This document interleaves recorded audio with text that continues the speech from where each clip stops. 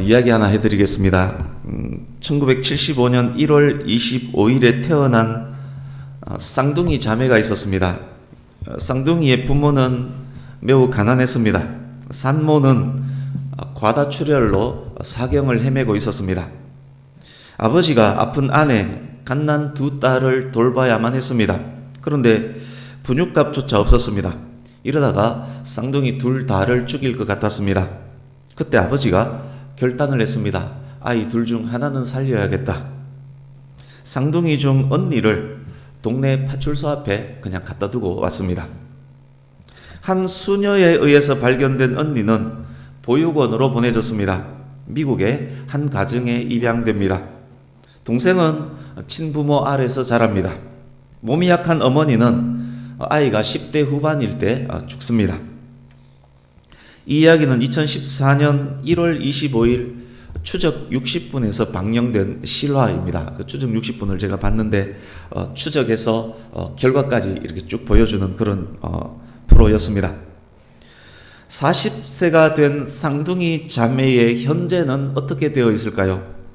일란성 쌍둥이, 얼굴도 목소리도 성격도 비슷한 두 자매의 현재는 어떻게 바뀌었을까요? 언니를 입양한 가정은 2, 3대가 의사인 집안입니다. 훌륭한 부모 밑에서 사랑을 듬뿍 받으며 자랍니다. 학창시절 밝고 쾌활했고 공부를 좋아했고 또 공부를 잘했습니다. 좋은 남편을 만나서 결혼하고 두 아들을 두고 행복한 삶을 살고 있습니다. 2014년 현재 언니는 미국 롱아일랜드 대학 심리학 교수로 근무 중입니다. 동생은 어떻게 되었을까요? 공부하는 것이 싫었습니다. 어머니가 죽은 후 7년간 병으로 고생했습니다. 결혼도 하고 아들도 있습니다. 30세가 되던 때 너무 몸이 아파서 무당을 찾아갔다라고 합니다. 그래서 무당이 말하기를 너는 신내림을 받아야 된다라고 해서 그때 신내림 받고 무당이 되었습니다. 2014년 현재도 무당으로 살고 있습니다. 세상 사람들 말대로라면 같은 부모에게서 한날 한시에 태어난 두 자매의 운명은 같아야 하지 않습니까? 사주팔자 관상을 보면 같은 게 당연하지 않습니까? 그런데 40여 년이 흐른 때 두 자매는 전혀 다른 삶을 살고 있습니다. 무엇이 이 두 자매의 삶을 각각 다르게 만들어버린 것일까요? 연좌제가 무엇인지 아시죠? 범죄인과 특정한 관계에 있는 사람에게 연대 책임을 지게 하고 처벌하는 제도가 연좌죄입니다. 조선시대 때 모반 대역 죄인을 어떻게 다루었는지 아십니까? 사극에서 삼족을 멸하겠다라는 말 종종 들어보셨을 것입니다. 반역을 꾀한 죄인 당사자, 그리고 그의 아버지, 그리고 그의 16세 아들은 처형을 합니다. 죄인의 15살 이하의 아들, 죄인의 어머니, 처첩, 조부모, 손주, 형제, 자매, 며느리는 공신의 집에 노예로 주버립니다. 재산은 몰수합니다. 죄인의 큰아버지, 작은아버지, 조카들은, 그 삼촌은 삼천리 밖으로 귀양을 보냅니다. 이것이 조선의 연좌제였습니다. 1895년 갑오개혁 때 연좌제는 악법이라고 해서 폐지가 됩니다. 그리고 1905년에 제정된 형법대전에도 연좌죄는 없습니다. 그러나 해방 후 극심한 혼란, 6.25 전쟁이라는 특수 상황을 겪으면서 연좌죄는 다시 살아납니다. 친족 중에 빨치산, 사상범, 부역자, 월북자 등이 있었을 시 그들 가족에게는 별도의 법이 적용이 됩니다. 신원조회 후에 문제가 있으면 취직 등의 많은 제한을 받았습니다. 우리 동네에도 그런 분들이 꽤 있었습니다. 한국의 연좌제는 1981년에 이르러서야 완전 폐지가 됩니다. 연좌제는 한국 근현대사에도 이렇게 존재했던 것입니다. 이제 본문을 한번 보겠습니다. 우리 오늘 읽었던 본문 한 번 더 같이 읽어보겠습니다. 같이 읽습니다. 시작. 아버지는 그 자식들로 말미암아 죽임을 당하지 않을 것이요 자식들은 그 아버지로 말미암아 죽임을 당하지 않을 것이니 각 사람은 자기 죄로 말미암아 죽임을 당할 것이니라. 아멘. 자식의 죄 때문에 아버지가 죽지 않을 것이고 아버지 죄 때문에 자식이 죽지 않을 것이다. 각 사람은 각 사람 자신의 죄로 죽을 것이다. 하나님께서 연좌제 폐지를 모세를 통해서 공포하고 계십니다. 놀라운 일 아닙니까? 연좌제는 고대 국가에서 당연히 있는 제도였습니다. 조선시대 때 삼족을 멸했다면 본문 당시는 그것보다 훨씬 더 강력했을 것입니다. 대한민국에서 1980년대까지 존재했었던 연좌제이지만 3500여 년 전 이스라엘이 광야 생활하던 그때에 이미 폐지가 되었습니다. 이 본문 말씀이 적용된 사례 그리고 상호 보완하는 말씀들 몇 곳을 지금부터 확인을 해보겠습니다. 오늘 본문은 표시해 두시고 열왕기하 12장으로 가겠습니다. 구약성경 583페이지 말씀 몇 곳을 확인할 텐데 그 줄거리를 쭉 잡고 따라오셔야 합니다. 열왕기하 12장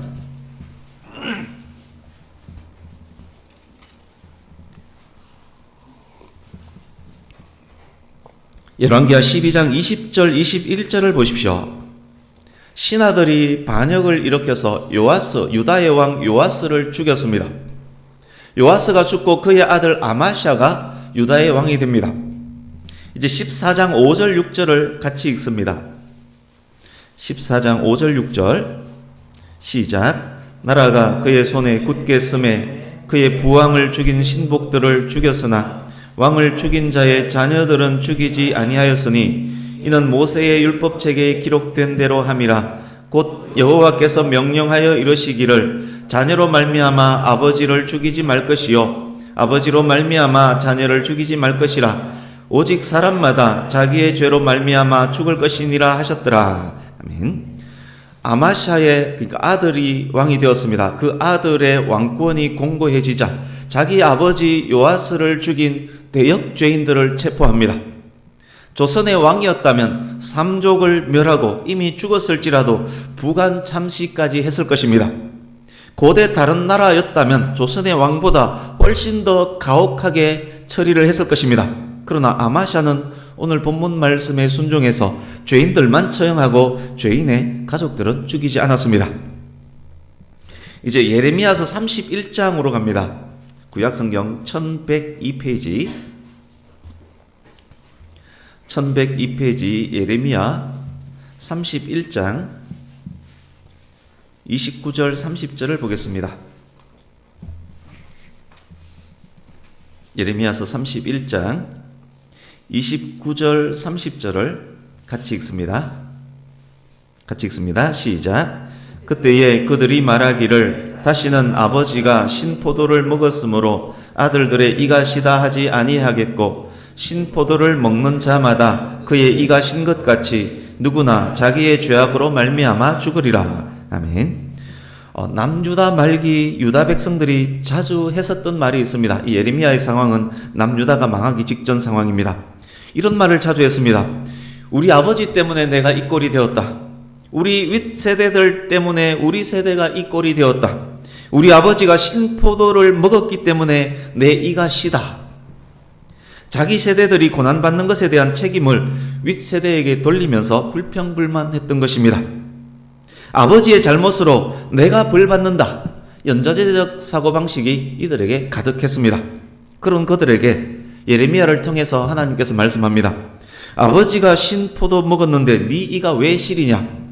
아버지가 술을 마셨다고 네가 취하더냐? 아버지가 독약 마시면 네가 죽더냐? 말도 안 되는 소리 하지 마라. 신포도를 먹은 그 사람의 이가 시린 것 같이 누구나 죄를 지으면 그 죄로 인해 그 죄인이 죽을 것이다. 예레미야를 통해서 하나님께서 그렇게 말씀하셨습니다. 이제 에스겔서 18장으로 가보겠습니다. 구약성경 1174페이지 에스겔서 18장 2절에서 4절을 같이 읽어보겠습니다. 에스겔 18장 2절에서 4절 1174페이지 같이 읽습니다. 시작.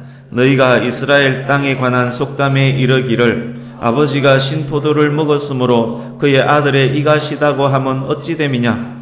주 여호와의 말씀이니라. 내가 나의 삶을 두고 맹세하노니 너희가 이스라엘 가운데에서 다시는 이 속담을 쓰지 못하게 되리라.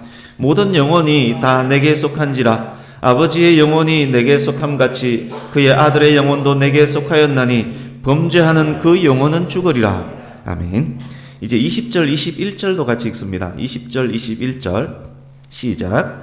범죄하는 그 영혼은 죽을지라. 아들은 아버지의 죄악을 담당하지 아니할 것이요 아버지는 아들의 죄악을 담당하지 아니하리니 의인의 공의도 자기에게로 돌아가고 악인의 악도 자기에게로 돌아가리라. 아멘. 여기까지만. 19절 20절을 읽어야 되는데 20절 21절이라고 제가 말씀드렸습니다. 19절 20절을 눈으로 보시면 좋겠습니다. 아까 예레미야는 유다 말기 활동한 선지자였습니다. 에스겔은 유다가 망해서 바벨론으로 끌려간 이후 활동한 선지자입니다. 시간이 흘러서 예레미야 때보다 시간이 더 흘러서 나라가 망했습니다. 이제 에스겔이 활동합니다. 에스겔 때에 이르러 아버지와 아버지 세대에 대한 원망이 예레미야 때보다 더 커졌습니다. 자주 했었던 그 말이 이젠 아예 속담이 되어버렸습니다. 하나님께서 그들에게 말씀합니다. 아버지 핑계대지 마라. 너의 죽음은 너의 죄로 인합니다. 누구든지 범죄하는 영혼은 그의 죄로 인해 죽을 것이다. 이게 결국 무슨 말씀입니까? 모든 인간은 하나님 앞에서 1대1의 관계란 말씀입니다. 구원은 각각이란 말씀입니다. 목사, 장로인 내 아버지의 믿음으로 내가 구원받을 수 없고 아들, 딸, 사위, 며느리의 좋은 믿음으로 내가 구원 얻을 수 없다는 말입니다. 그 반대 상황도 마찬가지입니다. 아버지, 어머니가 우상 숭배자였을지라도 남편, 아내, 아들, 딸, 며느리, 사위가 교회를 핍박하는 자일지라도 내가 예수 그리스도를 믿는다면 나의 믿음으로 인해서 하나님께서 나를 구원하신다는 말씀입니다. 이제 에스겔서 18장 30절에서 32절을 같이 읽어보겠습니다. 에스겔 18장 30절에서 32절 시작. 주 여호와의 말씀이니라. 이스라엘 족속아, 내가 너희 각 사람이 행한 대로 심판할지라. 너희는 돌이켜 회개하고 모든 죄에서 떠날지어다. 그리한즉 그것이 너희에게 죄악의 걸림돌이 되지 아니하리라. 너희는 너희가 범한 모든 죄악을 버리고 마음과 영을 새롭게 할지어다. 이스라엘 족속아, 너희가 어찌하여 죽고자 하느냐? 주 여호와의 말씀이니라. 죽을 자가 죽는 것도 내가 기뻐하지 아니하노니 너희는 스스로 돌이키고 살지니라. 아멘. 그래서 하나님께서 이렇게 말씀하신 것입니다.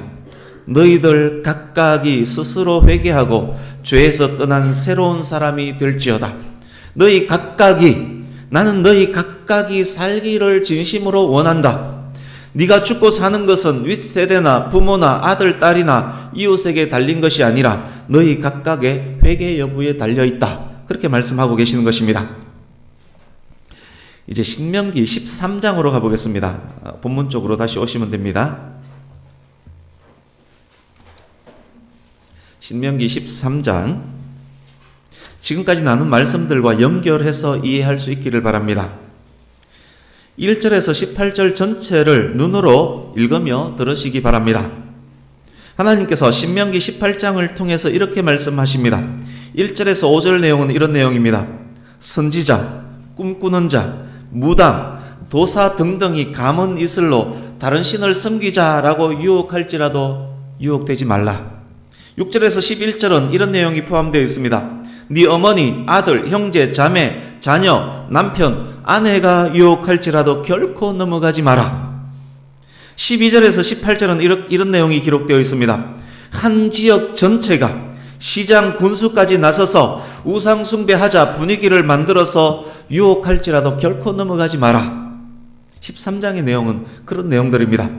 그렇습니다. 구원은 개인의 믿음, 개인의 하나님 사랑과 관련되어 있습니다.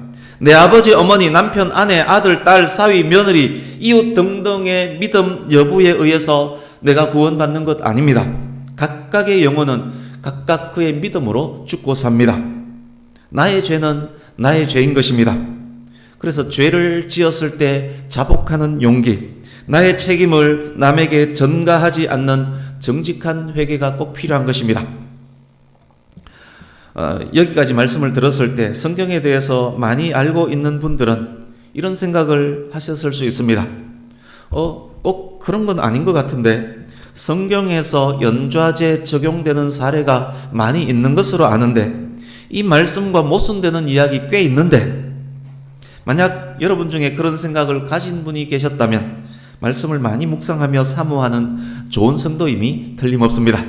실제로 그렇습니다. 성경에는 오늘 본문과 충돌하는 이야기들이 꽤 있습니다.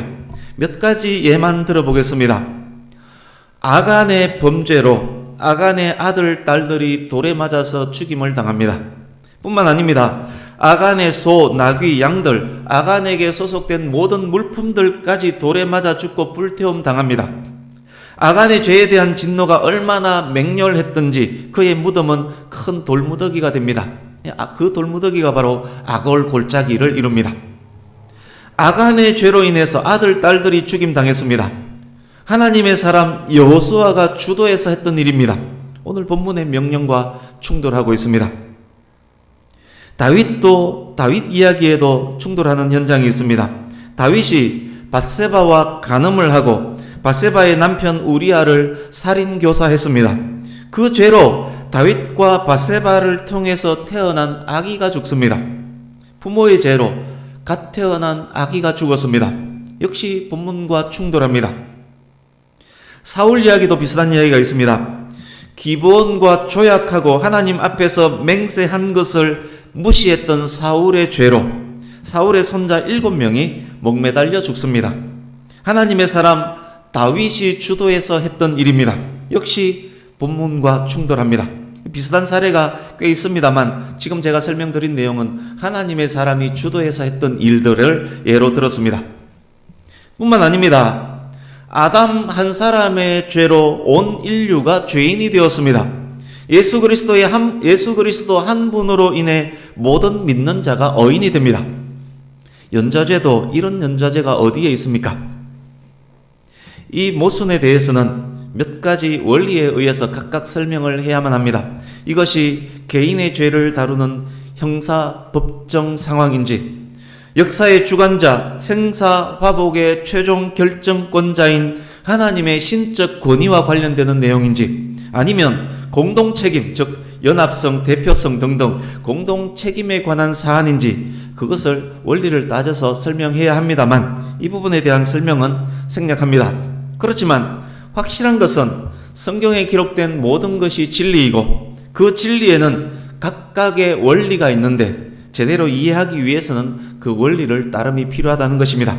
그렇게 원리를 따라가다 보면 모순인 듯 했지만 결국에는 하나님의 사랑과 하나님의 공의, 그리스도의 십자가, 구속사라는 대주제로 귀결됨을 깨닫게 될 것입니다. 어려운 모든 문제들은 예수님 안에서 다 해결이 된다는 그런 이야기입니다. 그러니까 오늘 여러분께서는 모순처럼 보이는 내용들도 성경에 있구나.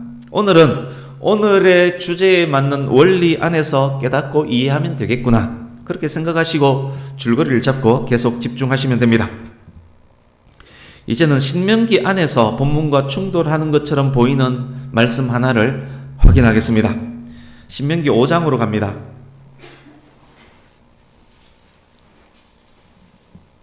신명기 5장 9절 뒷부분부터 10절까지를 제가 읽겠습니다. 5장 9절 뒷부분부터 10절까지. 나를 미워하는 자의 죄를 갚되 아버지로부터 아들에게로 3, 4대까지 이르게 하거니와 나를 사랑하고 내 계명을 지키는 자에게는 1000대까지 은혜를 베푸느니라. 하나님을 미워하는 자의 죄를 자손 3, 4대까지 갚으시고 하나님을 사랑하고 계명을 지키는 자에게는 1000대 후손까지 은혜를 베푸신다 하십니다. 같은 신명기 안에서 같은 원리 안에 있는 말씀 안에 있는 이 모순은 또 무엇입니까? 오늘은 이 부분을 확인하면서 말씀을 정리하려고 합니다. 저와 여러분의 가정과 가문을 향해 주시는 하나님의 말씀으로 엄중히 받을 수 있기를 바랍니다. 어떤 사람이 있습니다. 이 사람이 하나님을 미워합니다. 이 사람의 집은 하나님이 미워하는 것들로 점점 채워집니다. 이 사람 집에 흐르는 공기조차도 하나님을 미워하는 공기의 흐름입니다. 방 안에는 우상들로 가득합니다. 사주팔자 관상에 대한 책이 빼곡히 꽂혀져 있습니다.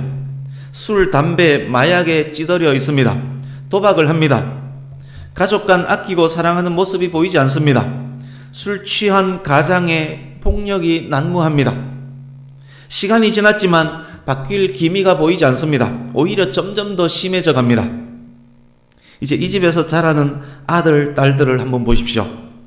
집에서 자주 얻어맞습니다. 늘 기가 죽어 있습니다. 절비한 술병, 담배 냄새, 화투, 카드 속에 삽니다.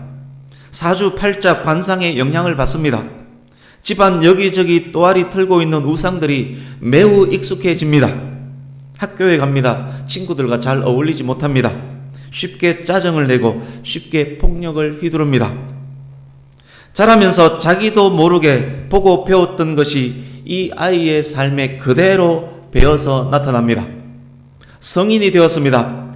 어릴 때 그토록 싫어했던 아버지 행태 그대로를 자신이 하고 있습니다. 어른이 된 이 아이도 하나님을 미워합니다. 어른이 된 이 아이의 집 구석구석에 우상이 있고 술병들이 나뒹굴고 있습니다. 이런 가정이 있다면 이 가정이 3대 동안 계속해서 하나님을 미워하는 것 어렵지 않습니다. 자녀가 부모의 영향을 그대로 받아 부모가 가졌던 것과 같은 동기로 범죄합니다. 쉽게 3대를 이어갑니다. 아버지가 신 포도를 먹으면 아버지의 이만 신 것 맞습니다. 아버지가 신 포도를 먹었다고 아들의 입까지 시지는 않습니다. 그러나 아버지가 신 포도를 먹을 때 방에는 신 냄새로 가득 찹니다. 아버지가 신 포도를 계속 먹는다면 그 방은 신 냄새로 져여질 것입니다.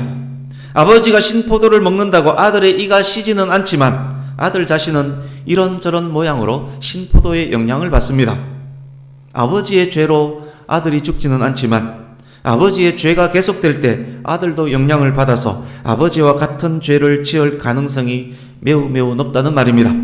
그렇게 3대를 이어가는 것 쉽습니다.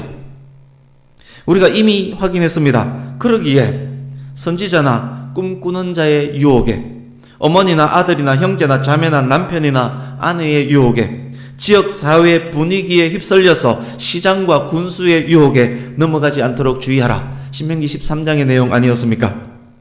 그들의 죄로 네가 죽는 것은 아니지만 그들의 영향을 받아 너까지 죄인 되는 것 어렵지 않다. 그렇게 13장에서 말씀을 했습니다. 같은 날 같은 시간에 태어난 쌍둥이가 있었습니다. 분위기가 전혀 다른 두 집에서 자랐습니다. 한 사람은 미국 대학의 심리학 교수가 되었고 다른 한 사람은 무당이 되었습니다. 거기서 3, 4대가 또 흘렀다고 생각해 보십시오. 두 자매의 후손들은 또 얼마나 많이 달라지겠습니까? 오늘이 벌써 4월의 마지막 주일입니다.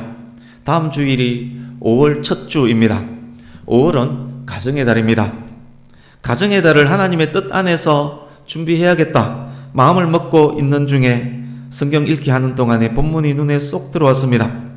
유아실에 3명의 아기가 함께 예배하는 것을 생각하니까 더욱 진하게 다가온 말씀입니다. 오늘 한 명은 아파서 못 왔습니다만 아마 성령께서 주신 마음일 것입니다.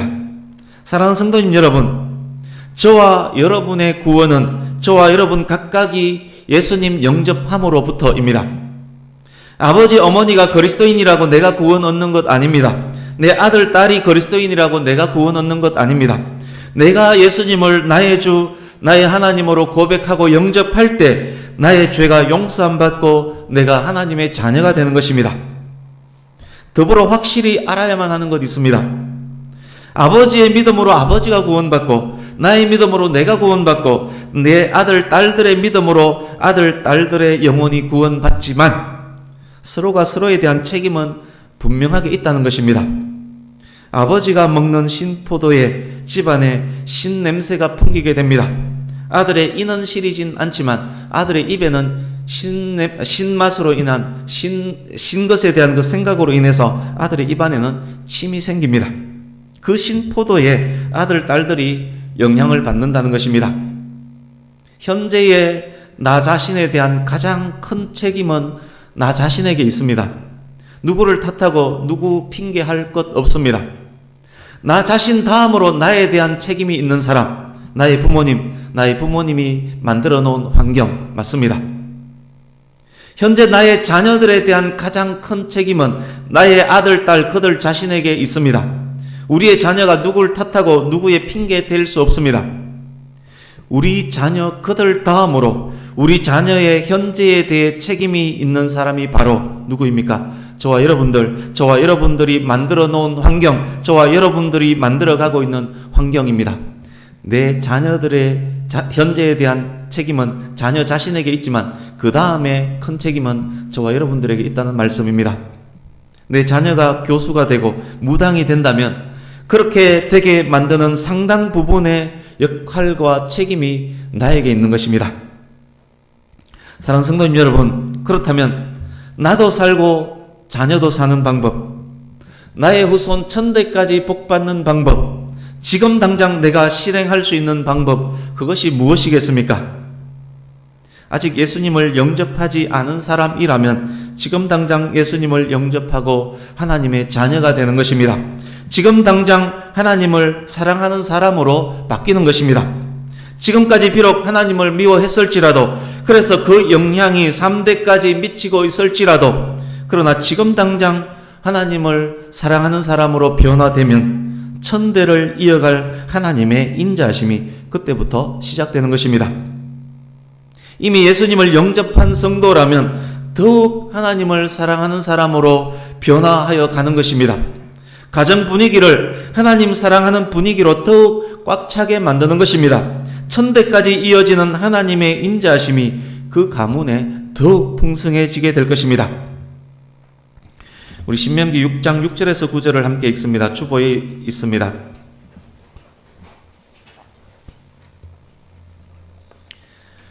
오늘 말씀 전체의 결론입니다. 우리 같이 읽습니다. 시작. 오늘 내가 네게 명하는 이 말씀을 너는 마음에 새기고 네 자녀에게 부지런히 가르치며 집에 앉았을 때에든지 길을 갈 때에든지 누워있을 때에든지 일어날 때에든지 이 말씀을 강론할 것이며 너는 또 그것을 네 손목에 매어 기호를 삼으며 내 미간에 붙여 표로 삼고 또 내 집 문설주와 바깥 문에 기록할지니라. 아멘. 사랑하는 성도님 여러분, 더욱 하나님을 사랑하는 신실한 성도 되시기를 바랍니다. 하나님의 말씀을 늘 마음에 새기며 사는 성도 되시기를 바랍니다. 방금 읽었던 말씀 눈으로 보시면서 들어주십시오. 뭐라고 말씀하고 계십니까? 여러분, 지금도 늦지 않았습니다. 더욱 말씀을 마음에 새기기 위해 집안 분위기를 항상 말씀 묵상하는 분위기로 만들어 가시기 바랍니다. 안방에, 거실에, 화장실에 말씀 액자도 걸어 두시기 바랍니다. 수시로 자녀들과 함께 성경을 읽으며 수시로 하나님 이야기, 예수님 이야기, 성경에 나오는 하나님 백성 이야기를 해주시기 바랍니다. 잠잘 때 어린 자녀의 머리에 손을 얹고 기도해 주시기 바랍니다. 세상 노래보다 찬양이 넘쳐나는 가정을 만드시기 바랍니다. 시시때때로 가족이 함께 찬양하시기 바랍니다. 그 분위기에 자녀들이 크게 영향을 받을 것입니다. 사랑하는 자녀가 하나님의 자녀 되는데 나의 역할이 크게 기여를 하게 될 것입니다. 그것이 3대를 이어가고 1000대까지 이어갈 것입니다. 말씀을 마칩니다. 저와 여러분의 가정과 가문이 더욱 하나님을 사랑하는 가정과 가문, 1000대까지 하나님을 높이며 복받는 가정, 가문 될 수 있기를 예수님 이름으로 축복합니다. 오늘부터 바로 실행할 수 있기를 바랍니다. 아멘. 기도하겠습니다.